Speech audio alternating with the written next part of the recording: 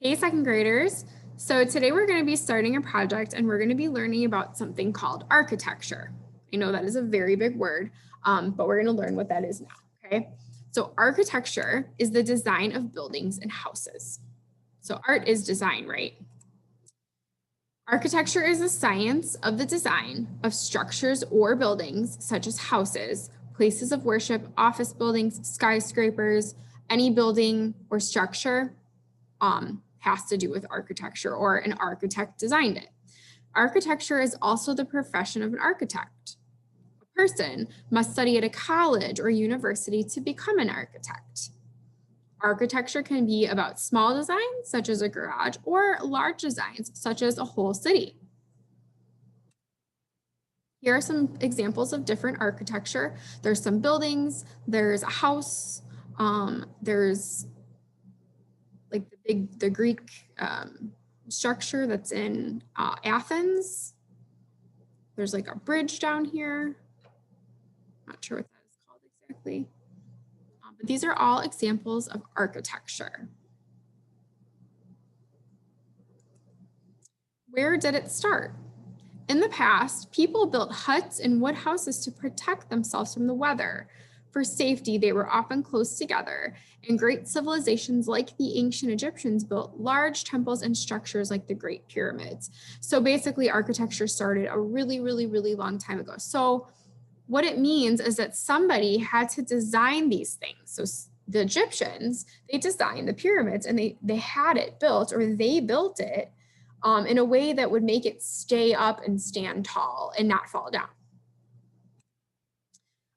Classical architecture was very formal. It always obeyed laws. It used symmetry, which means balance, and it used proportion, which means keeping shapes in certain ways. So balance and proportion are two art words, but they're also math words actually. And as we get older and we learn more things about art, we'll learn more what balance and proportion are, but they are important to this kind of art.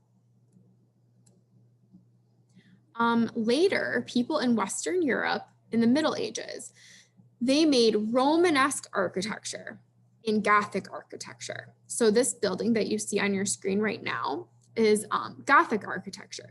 So these kinds of buildings have really tall pointed windows and arches, and many churches have Gothic architecture. So a lot of different buildings and churches in Europe look like this.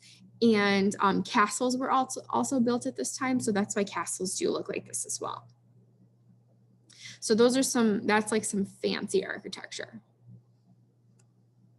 And then towards the end of the 19th century, with a second industrial revolution, steel became much cheaper.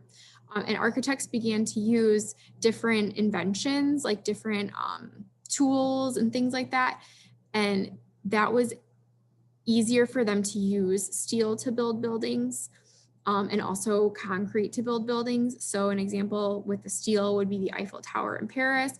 And then buildings can now be built taller than ever before, and those would be considered skyscrapers. So as you see here, you see the Sears Tower or the Willis Tower, whichever you like to call it. And these are all different examples of different architecture. So lots of different ones there.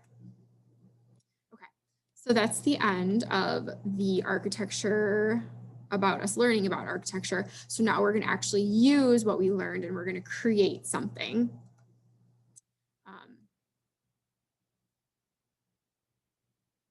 So I'm going to share my document camera with you.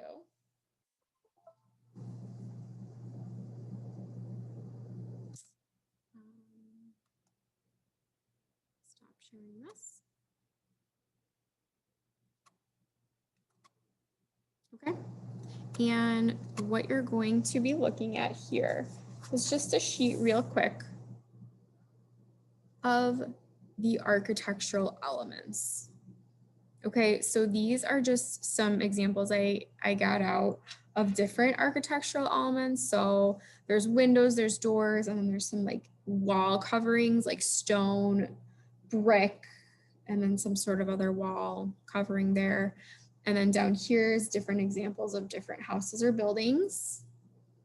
And what I'm going to ask you guys to do is to create your own. So you're going to be an architect. So you're going to be an architect and you're going to create or design your own cityscape.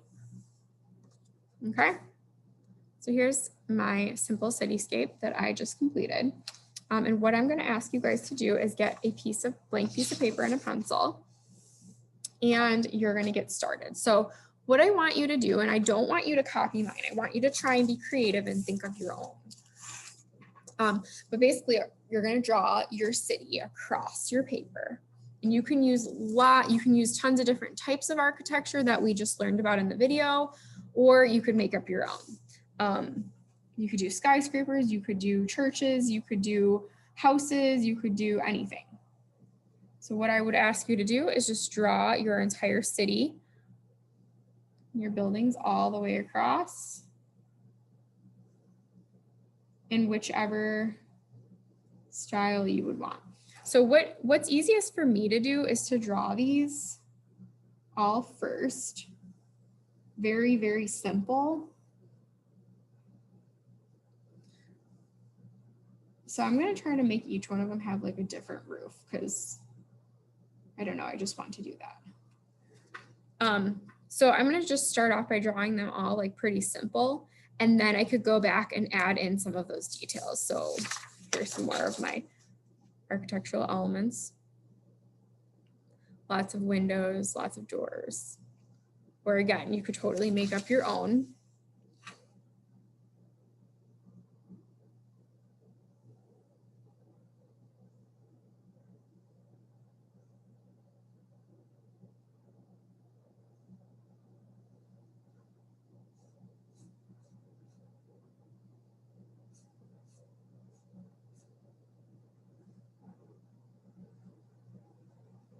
Let's do a clock on this one.